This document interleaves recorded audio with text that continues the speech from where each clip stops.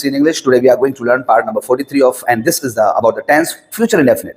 Simple and determined बातों को करने के लिए, इवेंट्स को बताने के लिए, चाहे सिंपल सी बात हो, चाहे डिटरमाइंड बात हो, चाहे हार्ड बात हो, हम सबको बताने के लिए फ्यूचर में जब बताते हैं तो बोलते हैं गागी के। फ्यूचर की किसी भी इवेंट को बताना, फ्यूचर का कोई भी इंसिडेंट बताना, फ्यूचर में कोई भी रेगुलरिटी जो होने वाली है उसको बताना, शेड्यूल को बताना, then we use future indefinite. And in future indefinite we use will shall, गागी के पे खत्म होता है, हम विल शैल का इस्तेमाल करते हैं। Subject will shall first, subject will shall not first, will shall subject first, will shall subject not first, WH will shall subject first, WH will shall subject not first. I और we के साथ शैल आता है, अगर इसके साथ will आता है। वो जाएगा कि इंग्लिश का होगी, he will go, he will not go, will he not go, where will he go, where will he not go. मैं तुम्हें बताऊंगा I shall tell you, I shall not tell you, shall I tell you, shall I not tell you, why shall I tell you, why shall I not tell you.